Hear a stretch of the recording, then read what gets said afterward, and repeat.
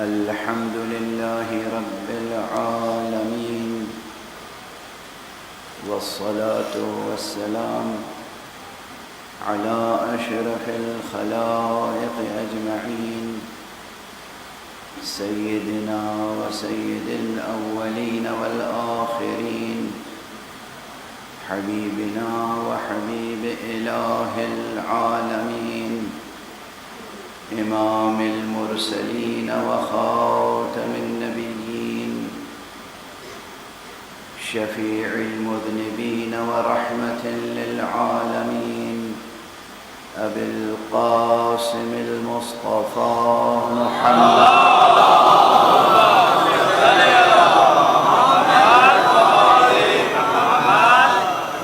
وعلى أهل بيته الطيبين الطاهرين الهداة المهديين المعصومين المظلومين، واللعنة الدائمة على أعداء الحق والدين.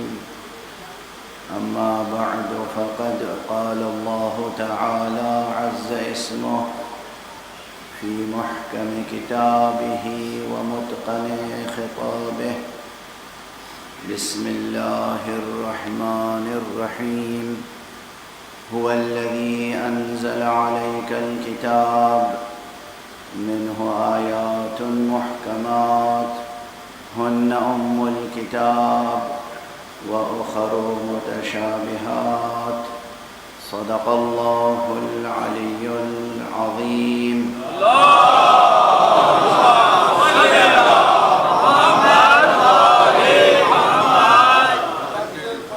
ایک مرتبہ اور بلند تر صلوات.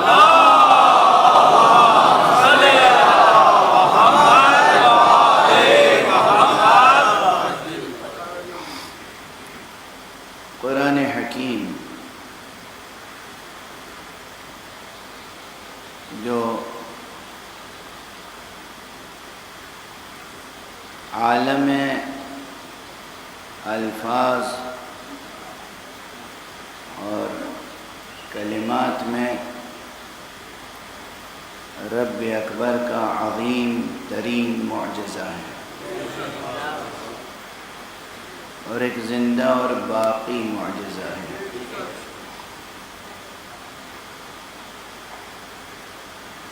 بعض حضرات قرآن کے تعلق سے گفتگو کرتے ہیں، اور جب بات سرکار رسالت مآب صلی اللہ علیہ وسلم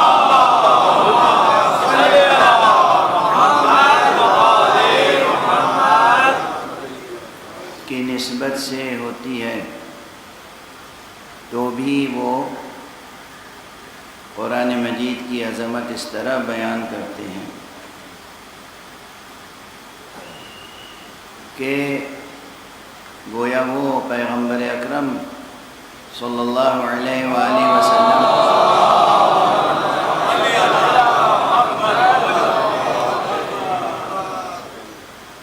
کی ذات گرامی سے بھی بڑا معجزہ ہے. حالانکہ اللہ کا سب سے بڑا معجزہ تو محمد ہے صلی اللہ علیہ وآلہ وسلم.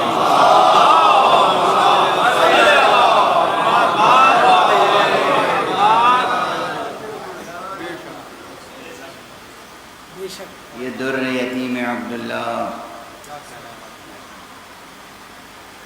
یہ راحت جان آمنہ، یہ پروردہ آغوش ابو طالب،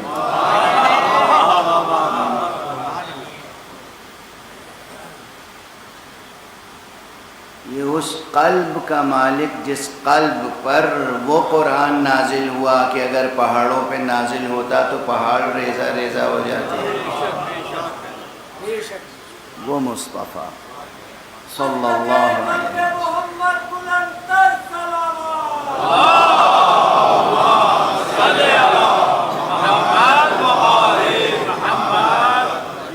حقیقت یہ ہے کہ یہ دنیا جناب رسالت مآب صلی اللہ علیہ وسلم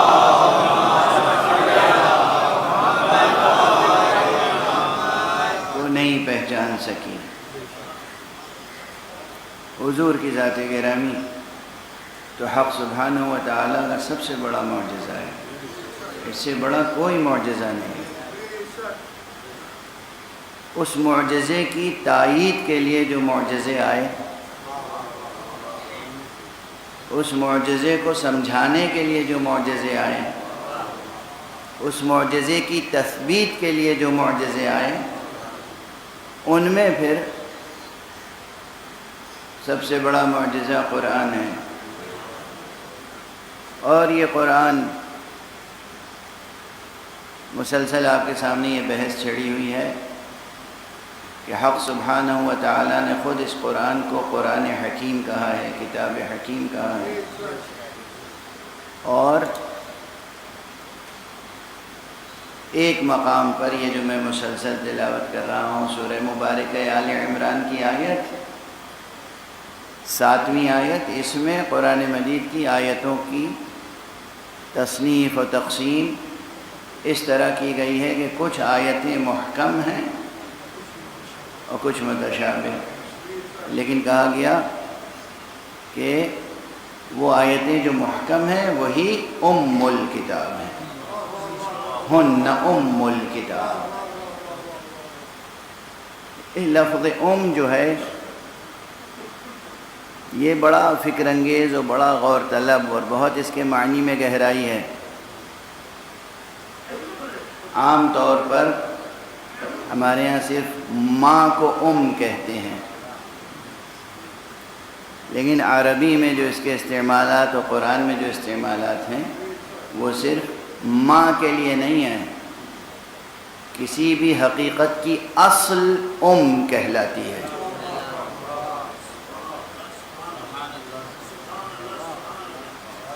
اب جیسے یہیں پر ہے هو الذی انزل علیک الکتاب منہ آیات محکمات ہن ام الکتاب۔ وہی ہے وہ ذات بابرکت، وہی ہے وہ خدا یکتا، وہی ہے وہ عظیم و دانا، وہی ہے رب العالمین، وہی ہے عزیز و حکیم جس نے آپ پر یہ کتاب نازل کی۔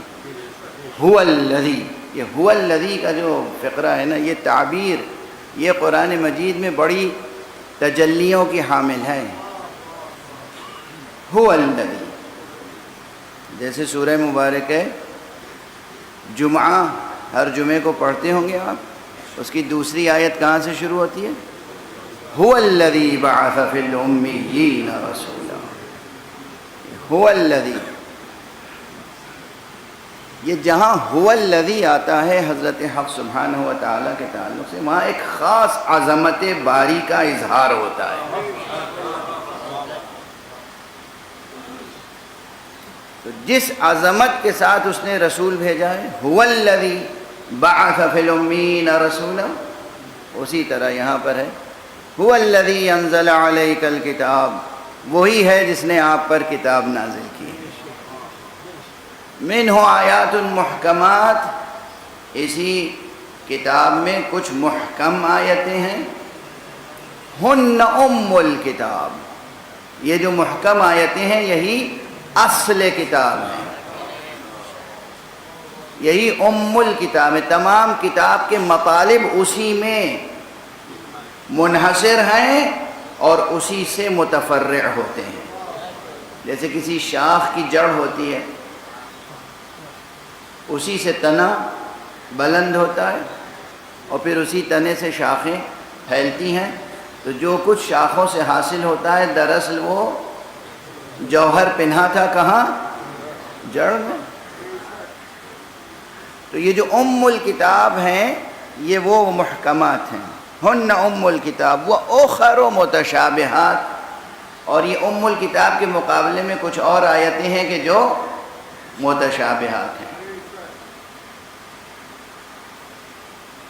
یہ متشابہات کی تعریف میں بہت کچھ کہا گیا اور میں نے تھوڑے سے اقوال آپ کے سامنے نقل بھی کیے، لیکن متشابہات کا ایک سادہ سا مفہوم یہ بھی ہو سکتا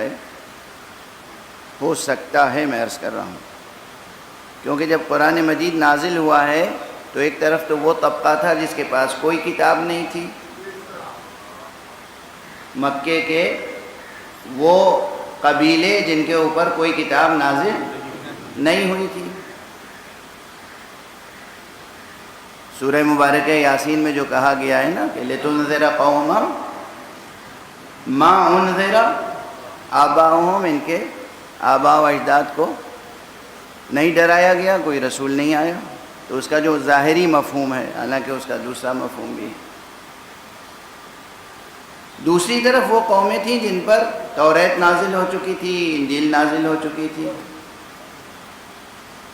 تو کہا جا رہا ہے کہ اس کتاب میں کچھ آیتیں وہ ہیں جو محکم ہیں، اور یہی اصل کتاب ہیں، اور کچھ آیتیں وہ ہیں کہ جو ان آیتوں سے ملتی جلتی ہیں جو پہلے نازل ہو چکی ہیں، ملتی جلتی ہیں، لیکن دونوں میں جو فرق و امتیاز ہے وہ طے کون کرے گا؟ وہ یہ آیتیں نازل جو ہو چکی ہیں ام الکتاب کی حیثیت سے۔ جہاں اور اقوال ہیں وہاں اس ایک قول کی بھی گنجائش موجود ہے۔ اس طرح سے اگر تفسیر متشابہات کی جائے تو لازمی نہیں ہے کہ متشابہ انہی آیتوں کو کہا جائے کہ جو قطعاً ناقابل تفسیر ہیں۔ اب یہ بالکل ایک علمی بحث ہے، اسے یہی ترک کر رہا ہوں۔ اچھا، مان لیا کہ بہت سی آیتیں ہیں جو قطعاً ناقابل تفسیر ہیں، مگر کس کے لیے؟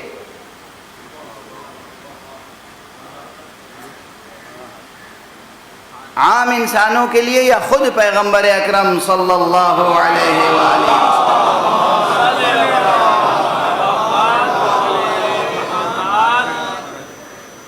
اب اسی آیت کو اگر آخر تک پڑھیں، هو الذي انزل عليك الكتاب منه آيات محكمات هن ام الكتاب واخر متشابهات فاما الذين في قلوبهم زيغ فيتبعون ما تشابه منه ابتغاء الفتنة وابتغاء تأويله۔ اب جن لوگوں کے دلوں میں کجی ہے وہ اس میں سے پیروی کرتے ہیں متشابہات کی، یعنی محکمات کو چھوڑ کر، یعنی جو یقینی باتیں ہیں انہیں نظر انداز کر دیتے ہیں، اور جو یقینی باتیں نہیں ہیں ان کے لیے اس کو اختیار کرتے ہیں۔ اس اختیار کا مقصد کیا ہے؟ ابتغاء الفتنہ، تاکہ فتنہ برپا کریں، وابتغاء تعویلہ، اور یہ وابتغاء تعویلہ، اور اس کی تعویل، وہ تعویل کریں جو وہ چاہتے ہیں۔ وابتغاء تعویلہ وما يعلم تعویلہ، وابتغاء تعویلہ وما يعلم تعویلہ الا اللہ، اور کوئی نہیں جانتا اس کی تعویل مگر اللہ۔ والراسخون فی العلم، یہاں تک کل بات پہنچی تھی، اسے ذرا سا اور واضح کر دوں۔ والراسخون فی العلم وما يعلم تعویلہ الا اللہ، والراسخون فی العلم وما يعلم تعویلہ الا اللہ والراسخون فی العلم۔ یہاں پر یہ ہے کہ وما یعلم، اور نہیں جانتا اس کی تعویل، تعویلہ کوئی مگر اللہ۔ اب اللہ کے بعد لکھا ہے والراسخون فی العلم، تو اسے کس طرح ترجمہ کیا جائے کہ نہیں جانتا کوئی تعویل مگر اللہ اور راسخون فی العلم، یا نہیں؟ ٹھہر جائیں یہاں پر، نہیں جانتا کوئی اس کی تعویل مگر اللہ، بس۔ اب دوسرا جملہ شروع کیا گیا، والراسخون فی العلم یقولون، اور جو علم میں راسخ ہیں وہ یہ کہتے ہیں کہ آمنا بہی، ہم اس پر ایمان لائے، کل من عند ربنا، جو کچھ ہے سب ہمارے رب کی طرف سے ہے۔ دونوں قرأتیں معتبر ترین مفسرین کے ہاں موجود ہیں، یعنی ایک یہ قرأت، ایک یہ تفسیر، ایک یہ اسلوب بیان کہ وَمَا يَعْلَمُ تَأْوِيلَهُ إِلَّا اللَّهُ، کوئی نہیں جانتا اس کی تعویل مگر اللہ، بس یہاں خاموش۔ اور راسخون فی العلم کیا کہتے ہیں؟ وہ کہتے ہیں کہ ہم ایمان لائے۔ دوسری تعویل یہ کہ نہیں، وَمَا يَعْلَمُ تَأْوِيلَهُ إِلَّا اللَّهُ وَالرَّاسِخُونَ فِي الْعِلْمِ، اس کی تعویل نہیں جانتا کوئی مگر اللہ اور راسخون فی العلم۔ اور یہ جو راسخون فی العلم ہے، ان کی کیفیت یہ ہے، ان کی صدائے حال یہ ہے کہ یہ کہتے ہیں کہ ہم ایمان لائے ہر اس حقیقت پر جو رب کی طرف سے ہے۔ لفظی اعتبار سے اس تعبیر کو، اس تفسیر کو اختیار کرنے میں کوئی دقت نہیں ہے، نحوی مجبوری کوئی نہیں ہے، محظور کوئی نہیں ہے۔ تو اب بس دیکھنا یہ ہے کہ معنوی محظور ہے یا نہیں۔ لفظی اعتبار سے، تجزیہ و ترکیب کے اعتبار سے، سینٹنس کے کمپوزیشن و کنسٹرکشن کے اعتبار سے دونوں تعبیریں برابر کی ہیں۔ تو اب ان دونوں میں سے کون سی تعبیر اختیار کی جائے؟ گویا وہ آیت جو محکم و متشابہ بیان کرنے کے لیے آئی ہے وہ خود ہی متشابہ ہو گئی۔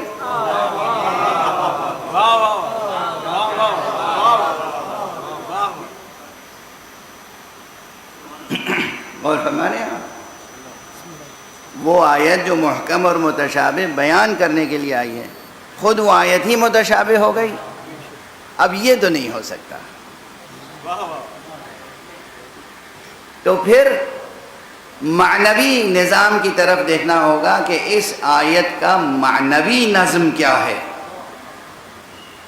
اس لیے میں نے کل بالکل تقریر کے اختتام پر کہا تھا کہ وَالرَّاسِخُونَ فِي الْعِلْمِ، یہ تعبیر جو اختیار کی گئی ہے، یہ تعبیر خود اعلان کرتی ہے، یعنی یہ بولتی ہوئی تعبیر خود پکارتی ہے کہ یہ راسخون فی العلم وہ ہیں جنہیں علم اللہ نے عطا کیا ہے۔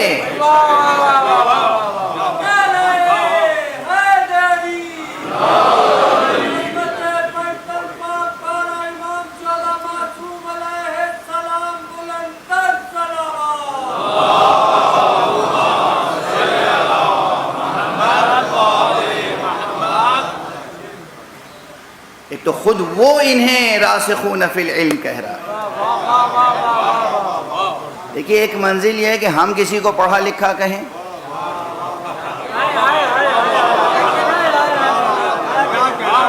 ایک منزل یہ ہے کہ ہم کسی کو، ہم کیا اور ہماری سمجھ کیا، ہم کیا ہمارا معیار کیا، ہم کسی ایک فرد کے لیے یا کسی گروہ کے لیے ہم کہیں کہ یہ صاحبان علم ہیں، اور ایک یہ ہے کہ وہ پروردگار، وہ عالم و علیم و خبیر و سمیع و بصیر، وہ خالق قرآن، وہ منزل قرآن، وہ کہہ رہا ہے والراسخون فی العلم، اور وہ جو علم میں پایا رکھتے ہیں۔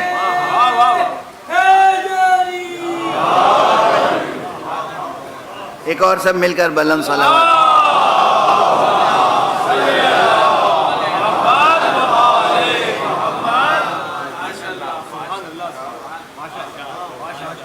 واضح ہو رہی ہے بات، نزاکت، کہ خود اللہ کہہ رہا ہے والراسخون فی العلم۔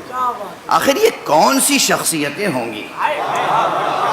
کیا قیامت کا علم ہوگا ان کے پاس جو خدا کہے راسخون فی العلم؟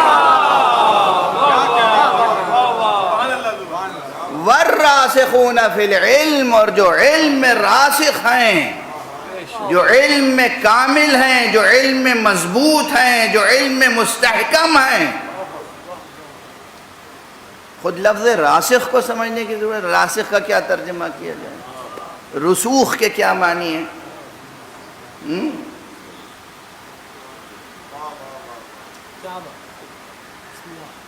آپ صاحب رسوخ کسے سمجھتے ہیں؟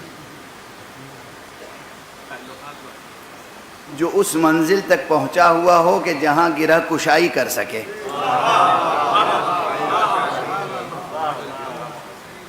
جو عقدہ کشائی کر سکے، جو مقصد کو حاصل کر سکے اور مقصد دلا سکے، جو منزل تک پہنچا ہوا ہو اور منزل تک دوسرے کو پہنچا سکے، جو گوہر مراد پا چکا ہو اور دوسرے کو گوہر مراد دے سکے، اسی کو تو راسخ کہتے ہیں کہ یہ صاحب اثر و رسوخ ہیں۔ تقریب ذہن کے لیے سب جملے عرض کرتا ہوں۔ تو والراسخون فی العلم، جو علم میں رسوخ رکھتے ہیں،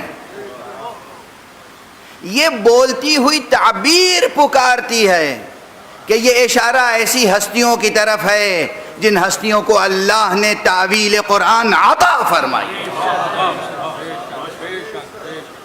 اور پھر ان کی یہ کیفیت ہے، کہتے ہیں آمنا بہی۔ توجہ رکھیے گا، کوئی جاہل کہے کہ میں ایمان لایا تو اس کے ایمان کی کیا حقیقت ہے؟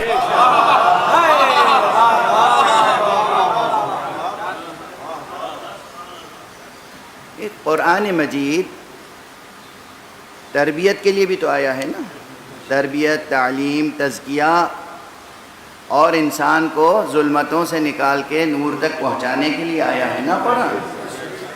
تو اس کے اور رب کا کلام ہے، تو اس میں ربوبیت کی شان کے ساتھ ساتھ تربیت کی تمام حکمتیں ہیں۔ ربوبیت کی تمام تر لطافتوں اور عنایتوں کے ساتھ تربیت کی تمام تر حکمتیں ہیں۔ ایک گروہ ہو جو کسی مسئلے میں نادان اور شک میں مبتلا ہو، اور دوسری طرف کچھ لوگ ہوں پڑھے لکھے، دانشور، ساری دنیا کا علم رکھنے والے، اور وہ کسی کی بات پر یقین کر چکے ہوں، تو وہاں بطور مثال کہا جائے گا کہ دیکھو تم لوگ تو یقین نہیں رکھتے، یہ جو صاحبان علم و خبر ہیں یہ ہماری بات پر یقین رکھتے ہیں۔ پروردگار عالم فرما رہا ہے کہ یہ متشابہات کا علم کسی کو نہیں ہے مگر اللہ کو ہے۔ والراسخون فی العلم، اور جو علم میں راسخ ہیں یہ کہتے ہیں کہ ہم ایمان لائے، آمنا بہی۔ یہ آمنا بہی ہمیشہ یاد رکھیے گا، جہل کے ساتھ ایمان ایمان ہی نہیں ہوتا۔ ایمان نام ہے تصدیق کا، تصدیق فرع ہے خبر کی۔ کچھ انفارمیشن آئی، خبر ملی، اطلاع ملی، ابتدائی علم حاصل ہوا، پھر انسان نے ابتدائی تصورات حاصل ہوئے، پھر ان ابتدائی تصورات پر آپ نے تصدیق کی، مہر تصدیق لگائی، دل سے کہا کہ ہاں یہ بات سچی ہے۔ یہ جہل کے مراتب نہیں ہے، یہ علم کے مراتب ہیں۔ کوئی نادان کسی بھی بات پہ یقین کر کے بیٹھ جائے تو اس کے یقین کی کیا حیثیت ہے؟ کوئی بے خبر اور نادان کسی بات کا یقین کر لے، اس کے یقین کی کیا حیثیت ہے؟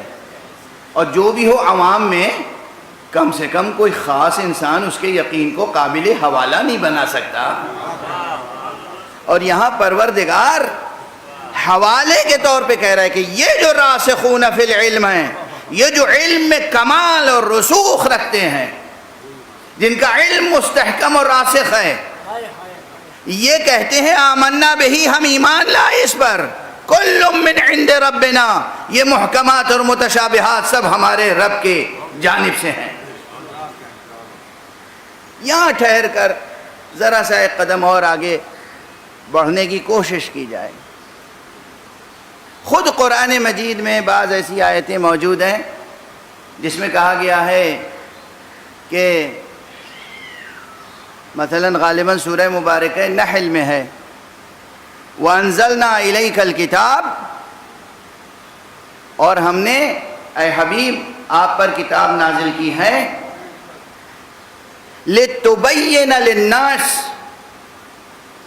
تاکہ لوگوں کے سامنے آپ بیان کریں مَا نُزِّلَ إِلَيْهِمْ، جو ان کی طرف نازل کیا گیا۔ اللہ فرما رہا ہے کہ ہم نے کتاب نازل کی ہے تاکہ آپ ان کے سامنے اس کتاب کو بیان کریں۔ تو جب بیان کرنے کا اختیار دیا ہے اور بیان کرنے کا کام سپرد کیا ہے، بیان کرنے کا وظیفہ دیا ہے، بیان کرنے کی ذمہ داری دی ہے، تو کیا علم نہیں دیا ہوگا بیان کرنے کے لیے؟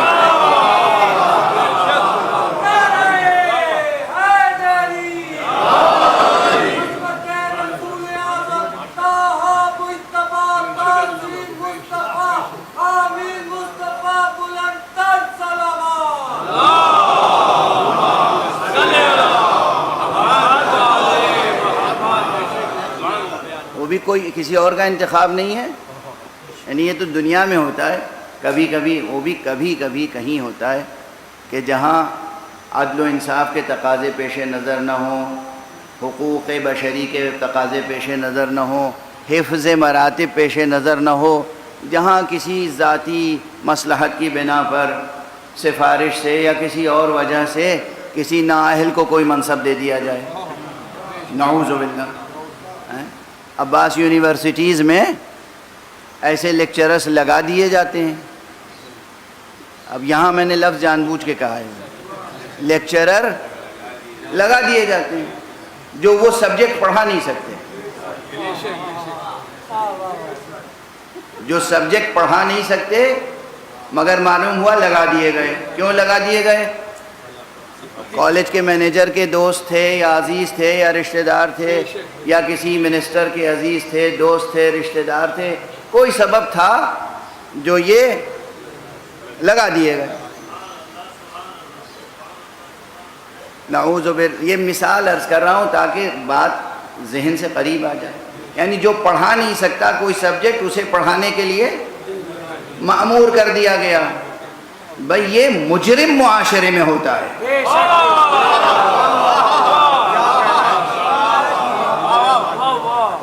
یہ کرپٹ معاشرے میں ہوتا ہے۔ وہ حق سبحانہ و تعالی جو علیم اور عادل اور حکیم اور خبیر ہے، وہ اپنے رسول سے کہہ رہا ہے یہ کتاب ہم نے نازل کی ہے آپ پر، وَأَنزَلَ إِلَيْكَ الْكِتَابَ لِتُبَيِّنَ لِلنَّاسِ یا لِتُبَيِّنَ لَهُمْ، مختلف تعبیریں، تاکہ آپ لوگوں کے لیے بیان کریں۔ کیا بیان کریں؟ کہ کیا چیز اللہ نے ان پہ نازل کی ہے۔ تو جو کچھ بھی اللہ نے محکم یا متشابہ نازل کیا ہے، جو کچھ بھی اللہ نے نازل کیا ہے، اس سب کی تفسیر پیغمبر کو بتائی ہے، اور پھر پیغمبر کو حکم دیا ہے کہ اس کی تفسیر آپ بیان کریں۔ اس لیے یہ مسئلہ از روح عقل اور از روح نقل، کتاب اور عقل دونوں لحاظ سے طے شدہ تسلیم کیا جائے گا کہ قرآن مجید کی ایک ایک آیت کی تفسیر، ایک ایک حرف کی تفسیر مصطفیٰ پر عیاں تھی صلی اللہ علیہ وآلہ وسلم۔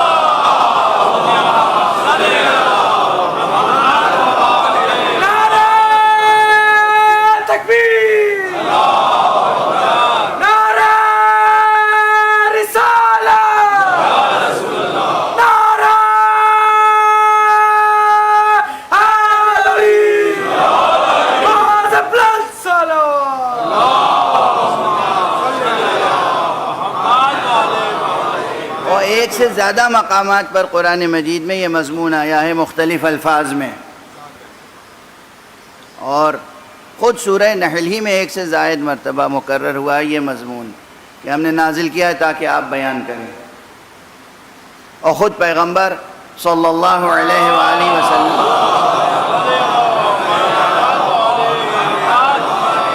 کی ایک حدیث ہے، اور حدیث صحیح، حدیث صحیح، حضرت امام احمد ابن حنبل نے اسے نقل کیا،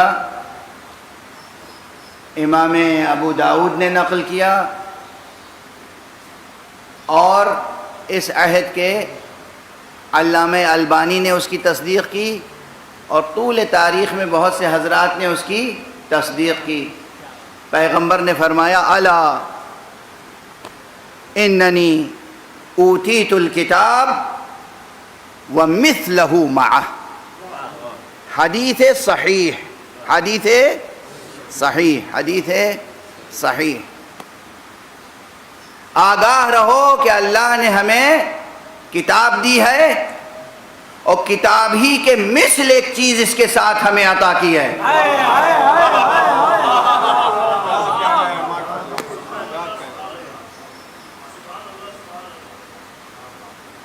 احمد ابن حنبل نے نقل کی،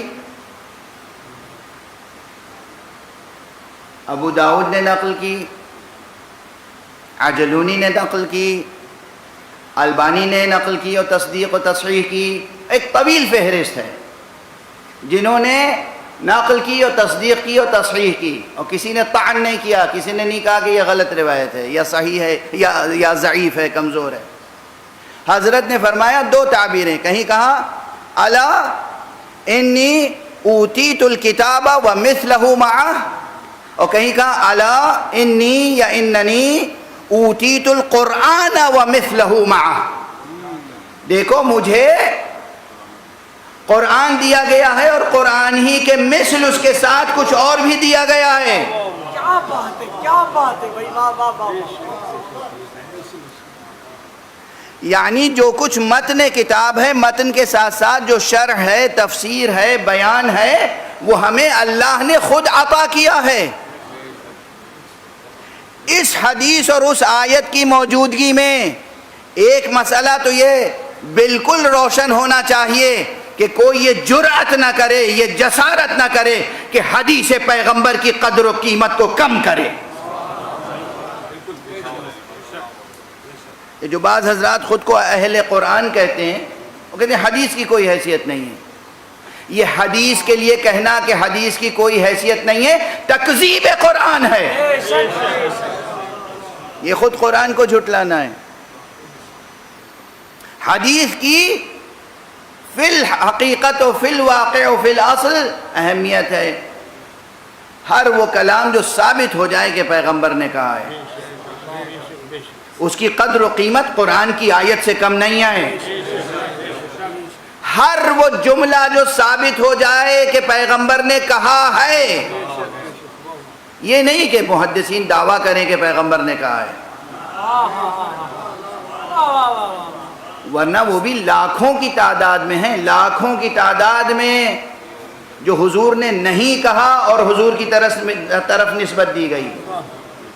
وہ ایک تاریخ کا المیہ ہے، تاریخ اسلام کا اور ثقافت ملت اسلامیہ کا ایک المیہ ہے۔ لیکن ہاں وہاں وہ حدیثیں بھی ہیں جو صحیح السند ہیں، اور جو پیغمبر صلی اللہ علیہ وآلہ وسلم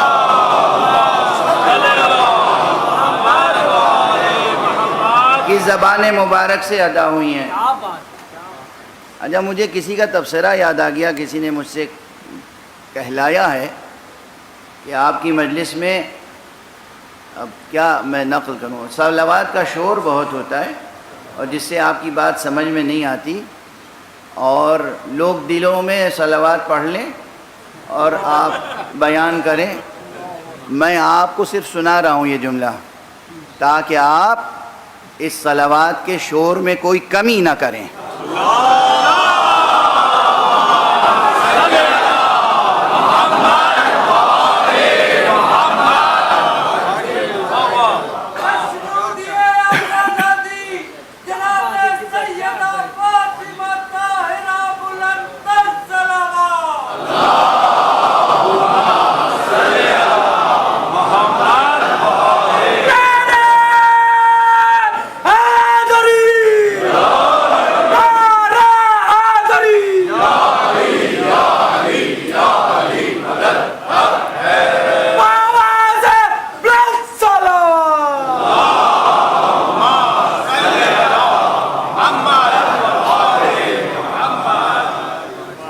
آپ کو صلوات اچھی، جسے صلوات اچھی نہ لگتی ہو، صلوات سننا پسند نہ ہو، صلوات جس کے کانوں پہ بار ہو وہ میری مجلس نہ سنے.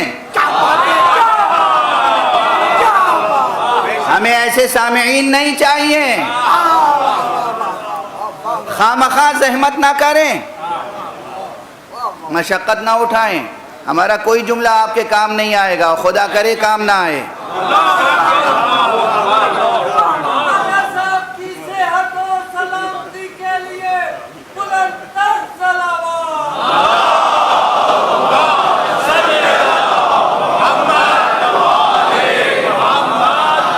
یہ صلوات ہی تو مجلس کی زینت ہے. یہ صلوات آپ کو معلوم ہے، آپ نے قرآن نہیں پڑھا. میں اسی ممبر سے عرض کر چکا ہوں اور کئی جگہ عرض کر چکا ہوں، اس سے بڑا کوئی ذکر نہیں ہے، اس سے بڑی کوئی دعا نہیں ہے. اللہ کے اسم اعظم سے کچھ زیادہ کمتر نہیں ہے یہ ذکر. خود قرآن مجید اگر آپ پڑھتے ہوں، اگر توفیق ہوئی ہو یا توفیق ہو جائے تو پڑھ لیجئے گا کہ اس صلوات کا کیا رتبہ ہے. میں پڑھ چکا ہوں، پھر مکرر عرض کر رہا ہوں کہ اللہ اللہ اللہ ہے بھائی. اللہ اللہ ہے، اللہ خالق ہے، اللہ مالک ہے، وہ مبدی ہے، وہ معید ہے. وہیں سے آئے ہیں، وہیں پلٹ کے جانا ہے. اسی نے سب کچھ دیا ہے، وہی حساب لے گا اور وہی انعام دے گا نیکیوں پر، وہی سزائیں دے گا خطاؤں پر. اس نے اپنی تمام عظمتوں کے ساتھ احکامات دیے ہیں. نماز پڑھو، روزہ رکھو، حج پہ جاؤ، زکوٰۃ دو، صدقہ ادا کرو، سچ بولو، جھوٹ سے پرہیز کرو، گناہوں سے پرہیز کرو. تمام احکام اس نے حاکم کی حیثیت سے دیے ہیں. اللہ ایک مقام ہے، صرف ایک مقام ہے جہاں اس نے کس محبت سے، شفقت سے اپنے عشق کا اظہار کیا ہے، محبت کا اظہار کیا ہے، تعظیم کا اظہار کیا ہے. وہ جو سب سے معظم ہے، اس نے کسی کی تعظیم کا اظہار کیا ہے اور اس نے کہا ہے دیکھو میں اور میرے خاص ملائکہ اس نبی پر صلوات بھیجتے ہیں. ایمان لانے والوں تم بھی صلوات بھیجو.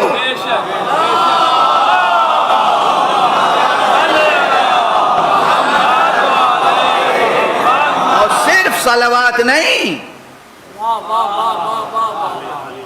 اس نبی کے سامنے اس طرح سر تسلیم خم کرو کہ اطاعت کا حق ادا ہو جائے.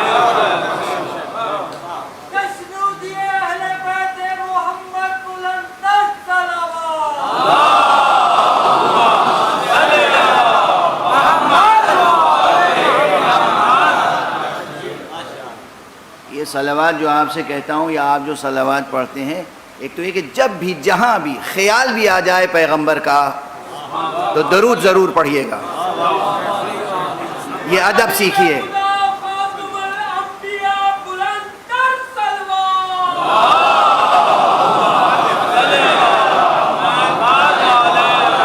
یہ ادب سیکھیے، یہ ادب سیکھیے، یہ نسبت، یہ رشتہ قائم کیجئے. آپ ڈرائیو کر رہے ہیں، آپ کہیں آفس میں بیٹھے ہیں، آپ کوئی کام کر رہے ہیں، کوئی کھیت میں مزدوری کرنے والا مزدوری کر رہا ہے، کوئی کہیں کچھ کام کر رہا ہے، کوئی یونیورسٹی میں پڑھا رہا ہے، کوئی ایوان حکومت میں بیٹھا ہے. اگر حضور کا خیال آ جائے تو زبان پہ صلوات آنی چاہیے.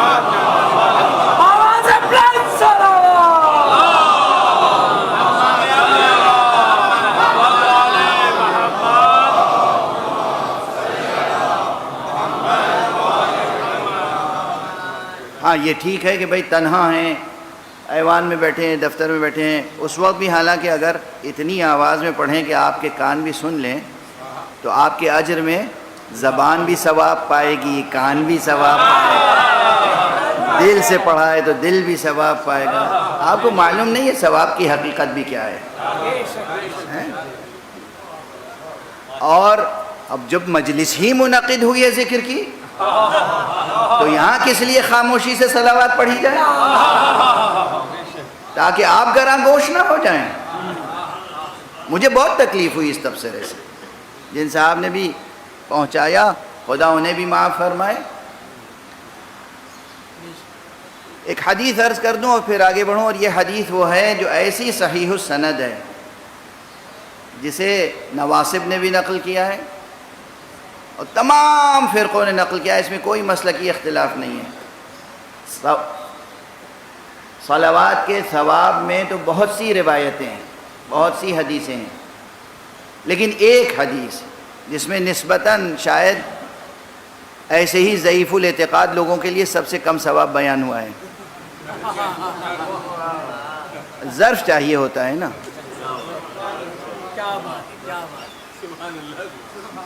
ہمیں بڑے بوڑھوں سے سنا ہے، بزرگوں سے سنا ہے کہ جو کم ظرف ہو اسے اگر کوئی بہت بڑی نعمت ملنی ہو، اچانک مل جائے تو ویسے ہی وہ ختم ہو جاتا ہے، ہلاک ہو جاتا ہے، ظرفیت نہیں ہوتی، سنبھال نہیں سکتا دولت۔ تو اس لیے بڑا بڑا ثواب جو ہے وہ تو اہل ظرف، اہل دل کے لیے بیان کیا جاتا ہے، لیکن ایک روایت جو صحیح السند ہے ہر اعتبار سے، حضور نے فرمایا جو مجھ پر ایک بار صلوات بھیجتا ہے اللہ اس پر 10 رحمتیں نازل کرتا ہے۔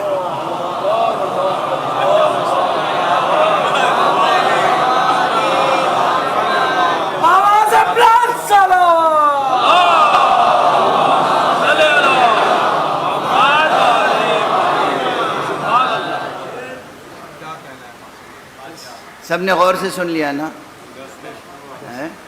کہیں بھی ہو، یہ جو میڈیا کے لوگ بیٹھے ہوئے ہیں نا، ان کا تو دین ایمان پھر میڈیا ہی ہو جاتا ہے۔ ان جوانوں کو بھی دیکھ رہا ہوں، اللہ آپ کی توفیقات میں اضافہ فرمائے۔ صرف ہماری بات دوسروں کو نہ سنایا کیجئے، خود بھی دھیان سے سنا کیجئے، خود بھی سنیے، اس پہ عمل کیجئے، ایک عمل کیجئے، حضور سے محبت کیجئے، اور حضور کا خیال بھی آ جائے تو زبان پہ درود آنا چاہیے۔ ایک صلوات۔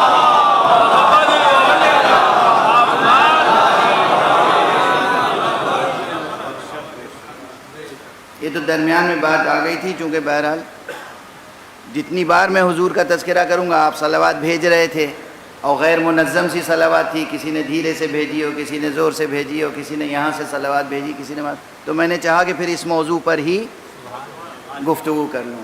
بھلا جب بھی حضور کا تذکرہ آئے، چاہے سماعت سے گزرے اور چاہے نگاہ سے گزرے، کتاب آپ پڑھ رہے ہیں کوئی اور اس میں آ گیا پیغمبر نے فرمایا، اگر وہ کاتب بدذوق ہے اور اس نے لفظ پیغمبر کے آگے صلی اللہ علیہ وآلہ وسلم نہیں لکھا ہے تو آپ صرف عبارت نہ پڑھیے، پیغمبر جیسے ہی آئے آپ فوراً اپنے دل میں اور زبان پہ پڑھیے صلی اللہ علیہ وآلہ وسلم۔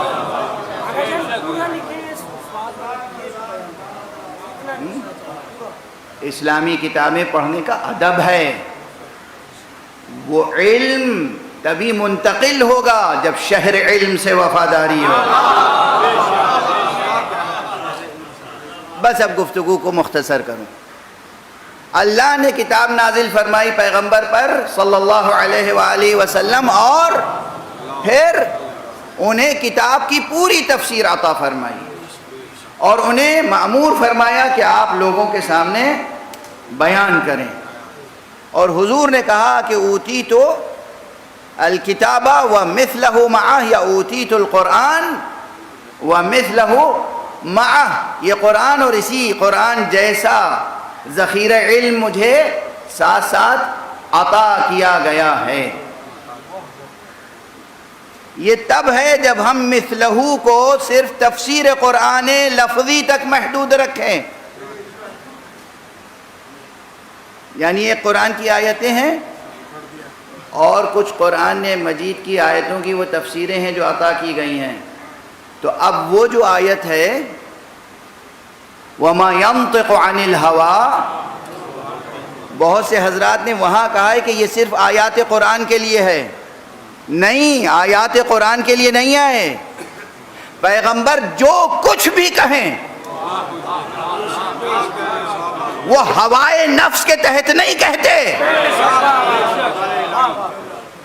یہ نہیں کہ جب پیغمبر قرآن کی آیتیں پڑھ رہے ہیں تو گویا وما ينطق عن الہوا کی شان ہے، نہیں، قرآن نہیں ہے، خطبہ دے رہے ہیں، راستہ چل رہے ہیں، کسی سے مزاح کر رہے ہیں، کسی سے محبت کا اظہار کر رہے ہیں، کسی کی زجر و توبیخ کر رہے ہیں، کسی کو بٹھا رہے ہیں، کسی کو بزم سے اٹھا رہے ہیں۔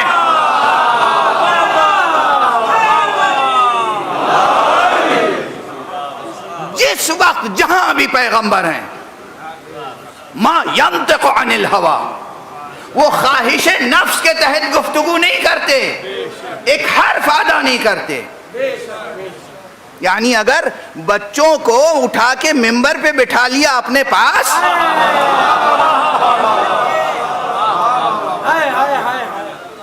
اور مجمع سے کہا پہچانو یہ کون ہے، تو یہ صرف ہوائے نفس نہیں ہے، یہ محبت پدرانہ نہیں ہے، یہ نہیں ہے کہ آپ نانا ہیں تو نواسوں کی تعریف کر رہے ہیں۔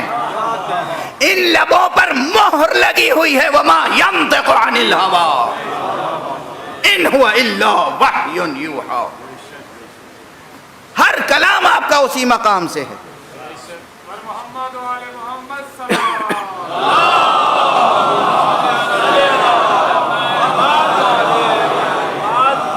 اب اگر یہ کلام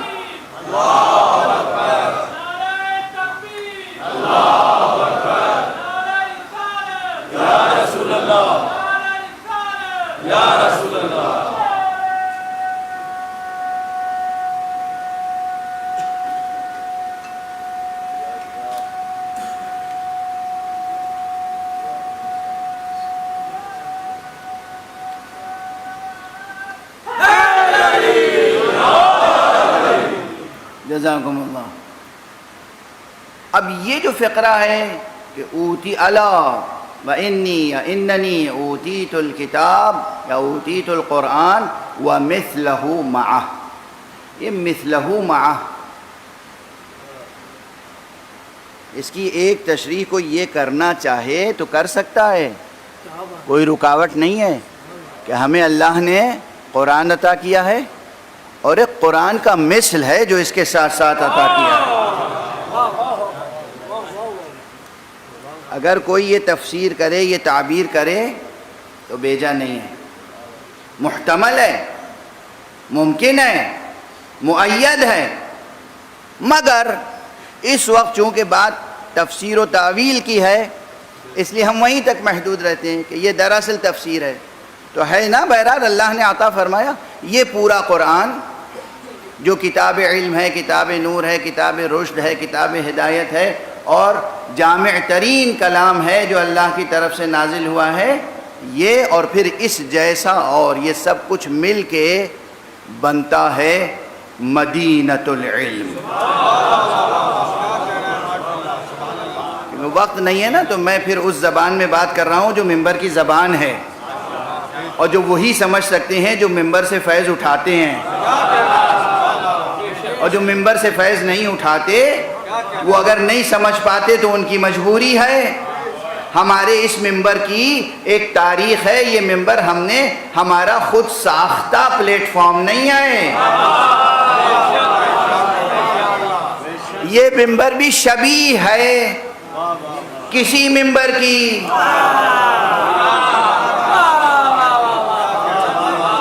جو ممبر خدا کی قسم اس پیغمبر نے جو بولتا ہی نہیں تھا اپنے ہوائے نفس سے، اس نے حکم دے کے ایک خاص ممبر بنوایا تھا۔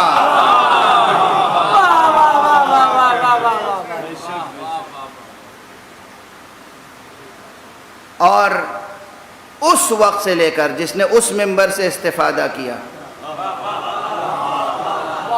اور آج تک جو ممبر کے کلچر سے جڑے ہوئے ہیں، جو ممبر کی تہذیب سے جڑے ہوئے ہیں، جو ممبر کی روایت سے جڑے ہوئے ہیں، یہ ایک ایک فقرہ نا یہ ایک ایک مفہوم رکھتا ہے، ایک ایک بحث ہے۔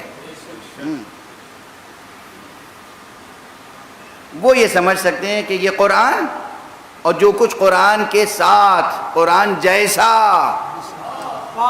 حضور کو ملا یہ سب کہاں ہے؟ اس سب کے پیش نظر خدا نے حضور نے فرمایا نا کہ انا مدینۃ العلم، میں ہوں شہر علم۔ اب قرآن ہے کہاں؟ شہر علم میں۔ قرآن کے ساتھ جو مثلہ معہ ہے وہ کہاں ہے؟ مثلہ معہ کہاں ہے؟ وہی شہر علم میں۔ اب جو کچھ شہر علم سے لینا ہو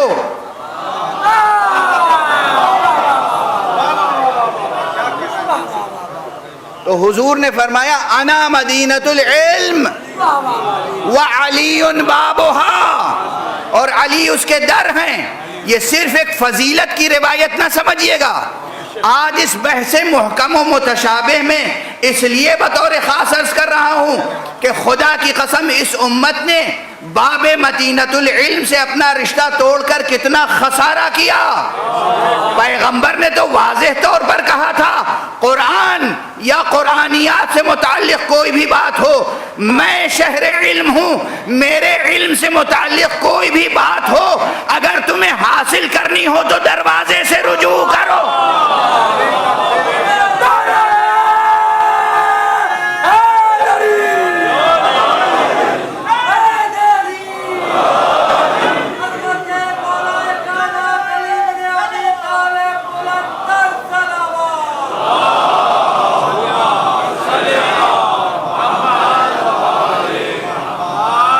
اب آپ غور فرمائیے گا جو میں نے عرض کیا، یعنی یہ انا مدینۃ العلم وعلی بابها، یہ صرف ایک مولا علی کی منقبت نہیں ہے، تعریف نہیں ہے، ستائش نہیں ہے، واہ واہ سبحان اللہ شاباش نہیں ہے۔ قیامت تک امت کے لیے ایک اصول فراہم کیا گیا، رسول اللہ نے بتا دیا، اللہ نے مجھے قرآن دیا، اللہ نے مجھے قرآن کی تفسیر دی، میں ہو گیا شہر علم۔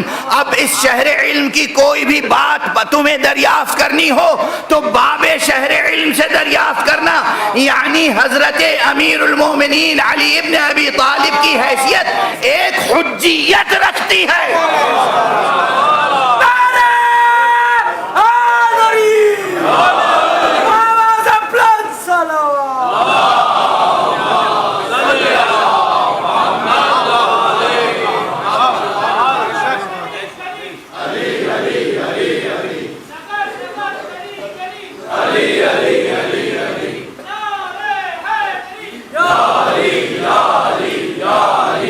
یعنی کیا ستم ہے، ہم تفسیر کی کتابیں کھولتے ہیں کوئی بھی ہو، حضرت ابن عباس نے فرمایا، حضرت ابو ہریرہ نے فرمایا، حضرت عبداللہ ابن مسعود نے فرمایا، حضرت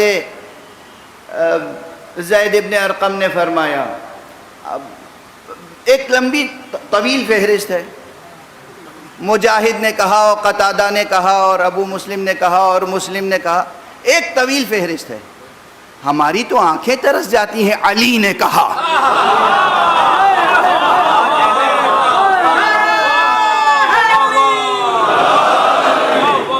یہ قال علی سب سے کم کیوں ہو گیا؟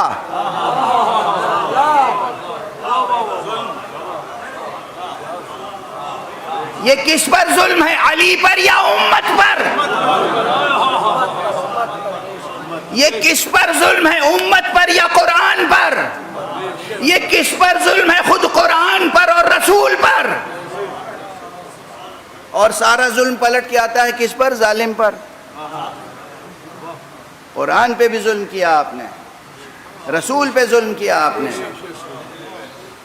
علی پہ ظلم کیا آپ نے، خسارے میں کون رہا؟ آج تک آیتیں متشابہ کی متشابہ رہ گئی۔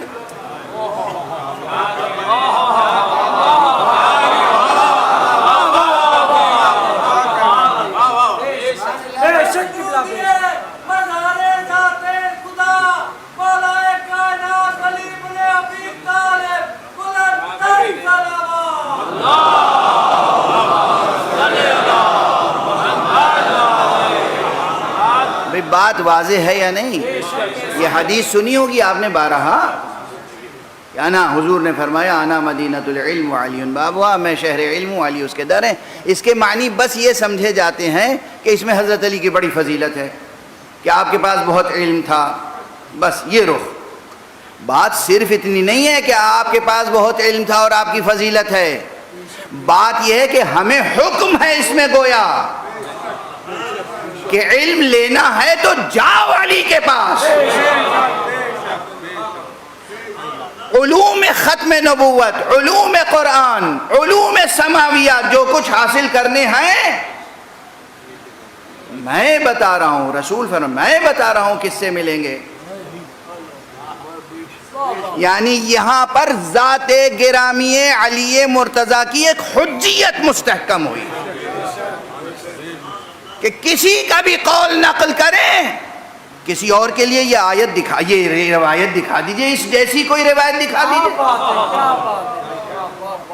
اس جیسی کوئی روایت دکھا دیجئے جسے کسی کی شخصیت کی حجیت قائم ہوتی ہو۔ لیکن یہ روایت حضرت علی کی شان میں ہے تو تنہا علی ہیں جو حجت ہیں بعد مصطفیٰ، بعد مصطفیٰ۔ سب کا احترام اپنی جگہ، پڑھے لکھے تھے ہم مانتے ہیں، پڑھے لکھے ہونے پہ تھوڑی اعتراض ہے۔ کسی کو شعر بہت یاد تھے، ٹھیک ہے، بہت اچھی بات ہے، کسی کو انصاب کا علم تھا، بہت اچھی بات ہے، کسی کو لغت کا علم تھا، بہت اچھی بات ہے، سب میں خوبیاں تھیں، ہم کسی کی خوبی کے منکر نہیں ہیں، غلط فہمیاں نہ پیدا ہوں، ہم کسی کے نہ احترام میں کمی لانا چاہتے ہیں، نہ ہم کسی کی خوبی کے منکر ہیں، نہ کسی کے فضل و کمال کے منکر ہیں، سب کے پاس خوبیاں ہوں گی، مگر اللہ اور رسول کی طرف سے حجیت کسی کو حاصل نہیں ہے۔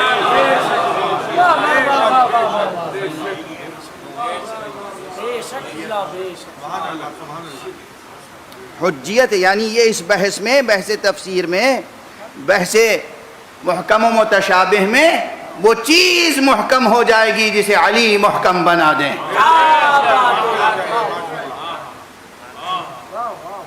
اور اسی لیے جو ایک جملے میں کچھ بات کہہ دوں اور پھر کل و پرسوں انشاءاللہ گفتگو کو اور زیادہ جسے کہتے ہیں کہ منظم کر کے وہ کسی نتیجے تک پہنچانے کی کوشش کروں گا کہ اب ہم جب تمام احادیث کے سرمائے پہ نظر ڈالتے ہیں، وہ بطور خاص وہ حدیثیں جو تفسیر سے متعلق ہیں، جو آیات کے مضامین کو روشن کرتی ہیں، بتاتی ہیں کہ اس آیت میں کیا ہے، تو ہم دیکھتے ہیں ساری دنیا کے اقوال ہیں، ایک طرف کچھ کتابیں ہیں جس میں ساری دنیا کے اقوال ہیں، اللہ علی ڈھونڈنے سے نہیں نظر آتے، نہ علی نہ آل علی، نہ حضرت علی سے اقوال ہیں، نہ امام حسن سے ہیں، نہ امام حسین سے ہیں، نہ امام سجاد سے ہیں، نہ امام باقر سے ہیں، نہ امام صادق علیہ السلام۔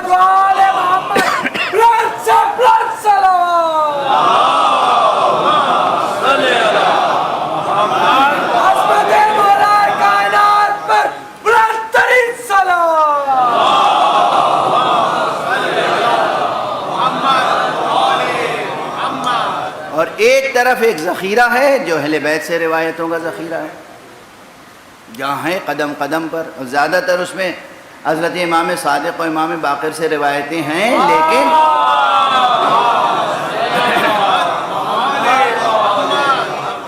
ان اماموں کا ارشاد ہے کہ یہ روایتیں وہی ہیں کہ جو حضرت امیر المومنین علیہ السلام کی ذات گرامی سے اور پھر پیغمبر اکرم صلی اللہ علیہ وآلہ وسلم۔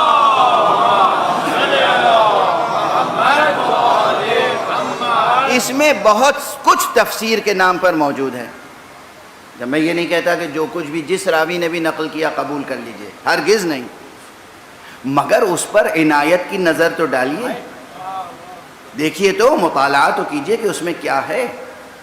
اچھا بہت سی ایسی چیزیں ہیں جو بالکل انسان سمجھے یہ تو سمجھ ہی میں نہیں آتی، بہت سی چیزیں ہیں جو ایک دم سے سمجھ میں نہیں آتی، لیکن پھر دھیرے دھیرے وہی باتیں سمجھ میں آتی ہیں۔ ذہن کی آمادگی اور دل کی طہارت و پاکیزگی اور اخلاص ضروری ہے۔ اب بالکل آج وقت تمام ہو گیا، لیکن بتائیے ان تمہیدوں کے بغیر اگر میں صرف نتیجہ عرض کر دوں تو ظاہر ہے کہ نہ ذہن مطمئن ہوگا، نہ قلب مطمئن ہوگا، نہ ذوق مطمئن ہوگا۔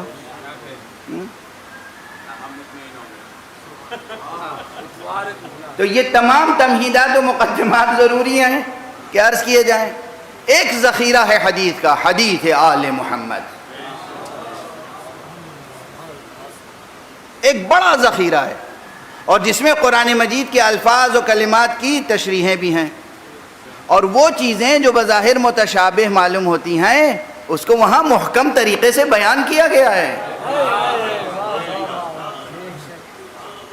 جو چیزیں انسان سمجھتا ہے کہ قرآن کی آیت سمجھ میں نہیں آئی، معصوم مسکرا کے سمجھا دیتا ہے، کہتا تم سمجھے نہیں، یہاں یہ مراد ہے۔ اور ایک سلسلہ ہے آیات کا، بہت سی وہ چیزیں جس میں حضرات گم ہیں، بہت سی قسمیں جو کھائی گئیں، مثلا بس مثال کے طور پہ والتین والزیتون وطور سینین وہذا البلد الامین۔ اب تین سے کیا مراد ہے، زیتون سے کیا مراد ہے، طور سینین سے کیا مراد ہے، بلد امین سے کیا مراد ہے؟ لا اقسم بهذا البلد وانت حل بهذا البلد ووالد وما ولد، یہ بلد سے کیا مراد ہے، اور یہ والد سے کیا مراد ہے، اور یہ ولد سے کیا مراد ہے؟ والشمس وضحاها والقمر اذا تلاها، کیا یہی ظاہری شمس اور یہی ظاہری قمر مراد ہے، یا اس کے علاوہ بھی کوئی حقیقت مراد ہے؟ والصافات صفا فالزاجرات زجرا فالتالیات ذکرا، اس میں صافات سے کیا مراد ہے، زاجرات سے کیا مراد ہے، تالیات سے کون مراد ہے؟ کتنی قسمیں ہیں، کتنے کلمات ہیں جن میں مفسرین میں واضح اختلاف ہے۔ مفسرین میں اختلاف کیوں ہے؟ اس لیے کہ وہ ان کے لیے متشابہ ہے۔ اور مثلا بسم اللہ الرحمن الرحیم عم یتساءلون عن النبأ العظیم الذی هم فیہ مختلفون، یہ آپس میں کس چیز کے بارے میں سوالات کر رہے ہیں؟ کیا نبأ عظیم کے بارے میں، جس میں یہ اختلاف کا شکار ہیں؟ تو یہ نبأ عظیم کیا ہے؟ کتنے سوالات ہیں۔ ہمارے لیے تو یہ چیز علم نشرہ ہو جاتی ہے جب معصوم کہتے ہیں کہ دعا پڑھو، اور جب مولا علی پہ درود بھیجو تو اس طرح بھیجو اللہم صلی علی علی امیر المؤمنین عبدک و ولیک و اخی رسولک و حجتک علی خلقک و آیتک الکبریٰ والنبأ العظیم۔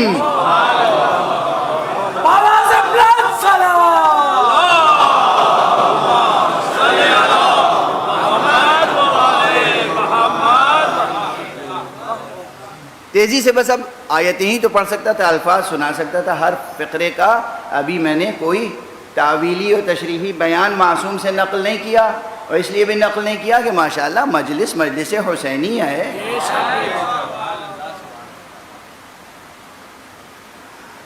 خدا کی قسم فرش عزائے مجلس پر بیٹھنے والے اور فضائے مجلس میں سانس لینے والے اور ممبر کی روایت سے جڑے ہوئے رہنے والے، ان کے اوپر بہت سے وہ اسرار منکشف ہیں جو دوسروں کے ہاں علماء اعلام جس سے محروم ہیں۔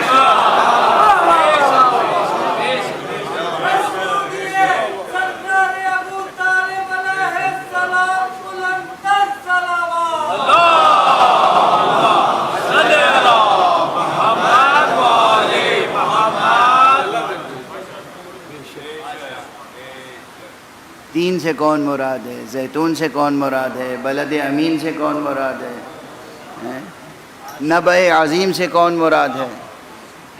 اب ظاہر ہے کہ وقت نہیں ہے، اشارات کافی ہیں، تو محکم اور متشابہ کی بحث کتنی ہی کر لیں مفسرین، یہ بحث نتیجہ خیز، تشفی بخش اور یقین آور ہو نہیں سکتی جب تک کہ باب مدینۃ العلم تک نہ پہنچے۔ علی تمہاری ضرورت ہیں، علی اس امت کی ضرورت ہے، علی قرآن کی ضرورت ہے، علی تفسیر کی ضرورت ہے۔ یہ علی ہیں جو خاموش رہیں تو خود قرآن نظر آتے ہیں، اور قرآن اگر بولتا ہوا سامنے آ جائے تو سوائے علی کے کوئی اور متمثل نہیں ہوتا۔ علی ہیں۔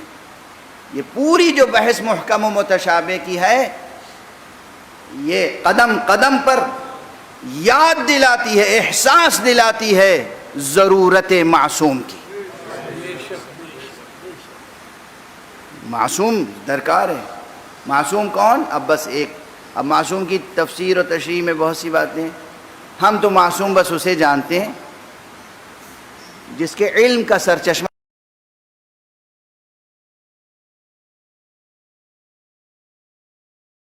حضرت آپ کے اقوال و افعال سے ہٹ کر کچھ بھی اس کے ہاں نہ ہو۔ دنیا بھی اسے دی جائے اس شرط پر کہ کسی اور کے بھی رویے کو اختیار کر لیجئے تو وہ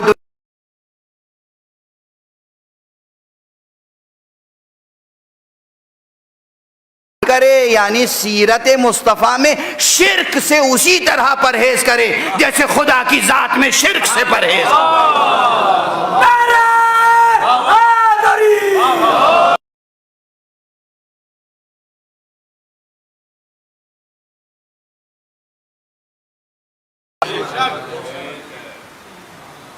کربلا کا بھی یہی فلسفہ ہے، اور کوئی فلسفہ نہیں ہے کربلا کا۔ بہت زیادہ زحمتیں نہ فرمائیں کہ اس کی سیاسی تفسیر کریں اور اقتصادی تفسیر کریں اور قبیلہ وارانہ ذہنیت کے تحت تفسیر کریں، نہیں، ایسا نہ کریں۔ کربلا کی اساس توحید ہے، توحید باری تعالی۔ اللہ ہے اور بس اللہ حسین کے ہے، اور بس حسین کے سامنے اور حسین والوں کے سامنے۔ یہ جملہ اسی طرح تھوڑی محفوظ رہ گیا تاریخ میں۔ بیٹا ہے تو پوچھتا ہے کیا ہم حق پر نہیں ہیں، اور بھتیجا ہے تو پوچھتا ہے کیا ہم حق پر نہیں ہیں۔ اور یہ چھوٹے چھوٹے مکالمے تاریخ میں آخر کیوں ثبت ہو گئے؟ یہ خود تاریخ کا معجزہ ہے کہ مدینے، مکے اور کربلا کے راستے میں حضرت علی اکبر نے دریافت کیا بابا سے، جب یہ کہتے ہوئے سنا انا للہ و انا الیہ راجعون، تو بیٹا تھا، بیٹا، وہ بھی کون بیٹا؟ علی اکبر، برابر بابا کے رہوار کے برابر برابر چل رہے تھے۔ دیکھا کہ بابا نے ایک مرتبہ کہا انا للہ و انا الیہ راجعون۔ کہا بابا یہ اس وقت کلمہ استرجاع بیان کرنے کا کیا موقع ہے؟ یہ مکالمہ تاریخ میں کیوں محفوظ ہے؟ اور سینکڑوں نہیں، ہزاروں نہیں، لاکھوں بار دہرایا جاتا ہے، اور آپ سنتے ہیں اور دہرایا جائے گا، اس لیے کہ اس میں حقیقتیں پوشیدہ ہیں۔ مولا نے فرمایا ہم حق پر نہ ہوں گے تو کون ہوگا؟ تو کیا فرمایا؟ اذن لا نبالی بالموت، تو پھر ہمیں موت کی کوئی پرواہ نہیں ہے۔ یہ جوان بیٹے علی اکبر کا جواب ہے۔ اور جب شب عاشور اصحاب کے درمیان آپ نے خطبہ ارشاد فرمایا ہے اور کہا ہے کہ دیکھو یہ رات کی تاریکی، تم اس رات کو اپنے لیے مرکب بنا لو اور جہاں چاہے چلے جاؤ، یہ جو آیا ہے دشمنوں کا لشکر یہ صرف میرے خون کا پیاسا ہے، تم سے کوئی تعرض نہ کرے گا، جسے جانا ہو چلا جائے۔ اور اس کے بعد آپ حضرات سماعت فرماتے رہتے ہیں۔ اس کے بعد اصحاب نے تقریریں کی۔ اصحاب سے پہلے، سب سے پہلے جس نے تقریر کی ہے وہ کوئی اور نہیں تھا، وہ حضرت ابو الفضل العباس تھے۔ حضرت عباس نے تقریر کی، بنی ہاشم میں سے سب سے پہلے، اور اصحاب میں سے سب سے پہلے حضرت حبیب ابن مظاہر نے تقریر، اور پھر کئی اصحاب اٹھے اور اپنی اپنی وفاداریاں ظاہر کی، امام کی نصرت کے لیے اپنے جذبے کا اظہار کیا۔ جب سب خاموش ہو گئے تو ایک امام حسن کا لال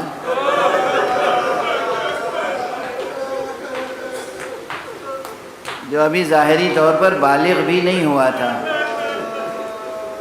جو رشد و کمال کی ظاہری منزل تک نہیں پہنچا تھا، تاریخ کی لفظیں ہیں کہ لم یبلغ الحلم، بالغ نہیں ہوئے تھے، 13 برس کا سن تھا تقریباً۔ وہ اٹھے اور اب ظاہر ہے اس کا ترجمہ جو اردو میں ہے وہ ہم اپنے محاورے کے مطابق کر لیتے ہیں کہ چچا جان، امو جان، کیا میرا نام بھی ہے شہداء کی فہرست؟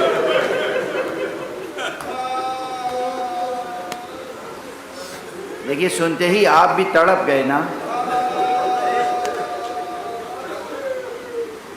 آقا حسین نے ان بچوں کو جینے کے لیے پالا تھا۔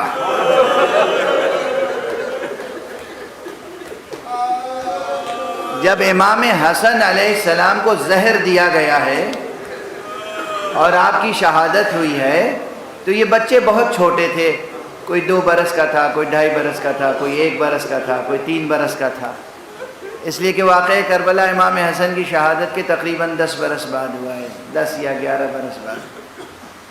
تو یہ بچے سب کے بارے میں آقا حسن نے امام حسین کو ذمہ داری دی تھی، اور اس کے بعد سے امام حسین ہی ان کے والد بھی تھے، ان کے بابا بھی تھے، والد کی جگہ۔ تو آقا حسین نے ان بچوں کو، بھتیجوں کو جینے کے لیے پالا تھا۔ جسے جینے کے لیے پالا ہے اور ابھی وہ بالغ بھی نہیں ہوا ہے، وہ پوچھ رہا ہے کہ امو جان میرا نام بھی مرنے والوں میں ہے یا نہیں؟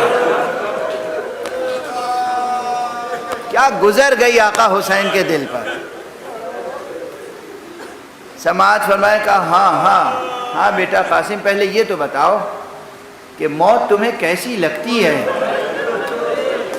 خدا کی قسم موت کے تعلق سے دنیا بھر کا ادب ایک طرف، اور اس عصمت زادے کا، اس امام زادے کا ایک جملہ، احلا من العسل، موت تو ہمیں شہد سے زیادہ شیریں معلوم ہے۔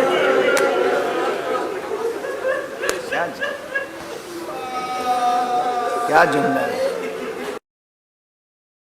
شب عاشور گزر گئی، صبح عاشور نمودار ہوئی، شب بھر جناب قاسم کو مادر گرامی جناب ام فروا نے بھی بہت سجایا، سنوارا، خوب پیار کیا، بار بار سینے سے لگایا، اور بس ایک ہی بات کہتی تھی، بیٹا کل امو جان پر بڑا سخت وقت پڑے گا، کل گھمسان کا رن پڑے گا۔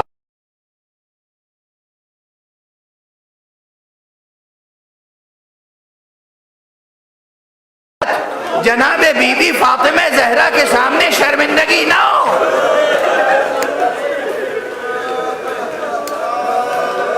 اجرکم علی اللہ۔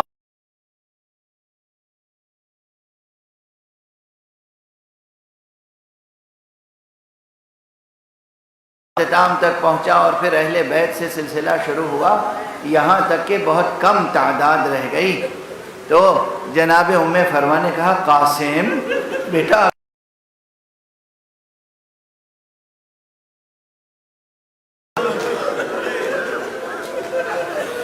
ہر ماں اپنے بچے کو موت سے بچانا چاہتی ہے، خطرات سے بچانا چاہتی ہے، لیکن یہ کربلا کی مائیں ہیں، بیٹا ابھی تک تم میدان میں نہیں گئے۔ جناب امام حسن کا یہ شاہزادہ تلوار حمائل کیے ہوئے کی خدمت میں آیا۔ اب یہ کتاب میں اگر میں نے خود نہ پڑھا ہوتا تو ہرگز میں ممبر سے نہ پڑھتا، لیکن نا میں مصائب میں بہت سی چیزیں مکرر پڑھتا ہوں، اس لیے کہ اور یہ واقعات ایسے ہیں، اس میں اتنی المناکی ہے، اتنی حقیقت ہے، اتنی واقعیت ہے کہ لاکھوں بار سنے تب بھی آنکھوں سے آنسو تھوڑی ہے، کوئی تاریخ کی داستان تھوڑی ہے، ارے یہ حسین کے گھرانے کا اعجاز ہے۔ ایک ایک جملہ دل و جگر کو چاک کر کے رکھ دیتا ہے۔ یہ چونکہ میری نگاہ سے گزرا ہے اس لیے عرض کر رہا ہوں، سب کو حسین رخصت کرتے تھے، لیکن چند افراد ایسے ہیں جنہیں خاص انداز سے رخصت کیا ہے، ان میں سے ایک قاسم ہے۔ جناب قاسم آئے ہیں تو پہلے تو کہا کہ بیٹا تم اپنے ماں کے لیے سہارا ہو، تمہیں کیسے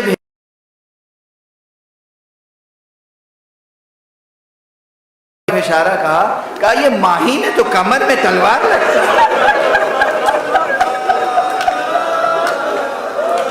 امو جان آپ اجازت نہیں لیں،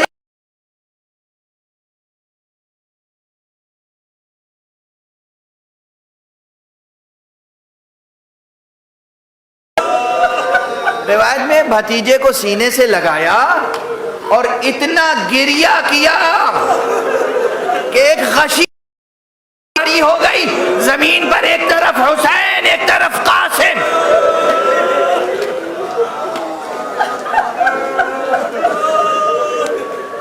بس 2 فقرے عرض کروں گا، اس سے زیادہ عرض نہیں کر سکوں گا، آپ گریہ فرما رہے ہو، معال مجلس حاصل ہو چکا، غش کھا کے گرے زمین پر، پھر اٹھے، پھر کلیجے سے لگا لی۔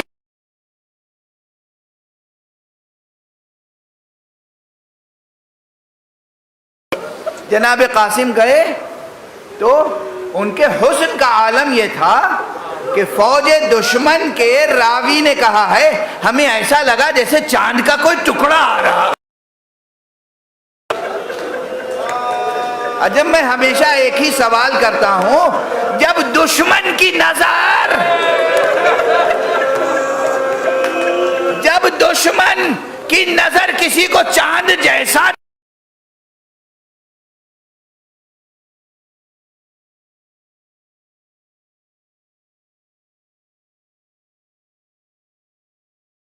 کی نگاہ میں کیسا ہوگا؟ قاسم نکلے، حسن کا یہ عالم ہے، اور سادگی کا کیا عالم ہے، معصومیت کا کیا عالم ہے۔ آپ کی نالین کا ایک تسمہ ٹوٹا ہوا تھا، ویسے ہی چلے گئے، ہلکا سا کرتا تھا، بدن پر کوئی زرہ نہیں تھی، بس ہلکا سا کرتا ہے، ایک نالین کا تسمہ ٹوٹا ہوا ہے، رکاب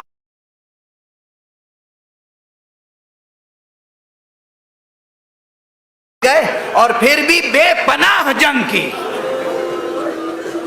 بس اب وقت نہیں ہے کہ میں جنگ بیان کروں، دوسرے ذاکرین ماشاءاللہ شہر کراچی شہر اعزاز ہے، مسلسل آپ یہ مصائب سن رہے ہیں، بے پناہ جنگ کی، داد شجاعت دی، بتایا، تاریخ میں درج کیا اس حقیقت کو کہ ابو طالب کے بچے، آل محمد کے بچے کیسے بہادر ہوتے ہیں، لیکن کب تک جنگ کرتے ہیں، اور پھر غداروں سے جنگ، جو اصول جنگ کی رعایت بھی نہیں کرتے، چاروں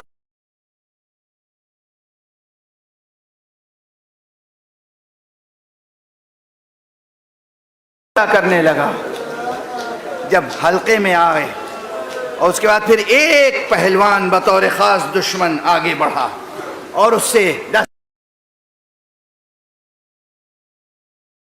قاسم کی زبان سے نکلا، چچا جان مدد کو آئی۔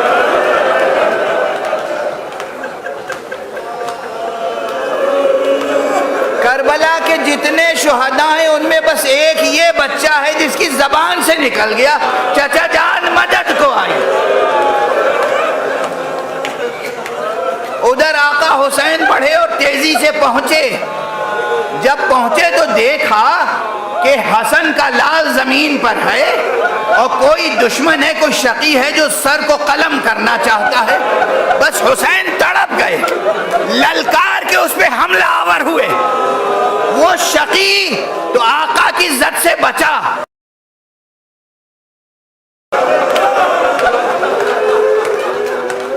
شبیہ لے کر آنا چاہتے ہیں لوگ. بس آخری جملہ کہہ رہا ہوں اس وقت. ادھر کی فوجیں ادھر, ادھر کی فوجیں ادھر.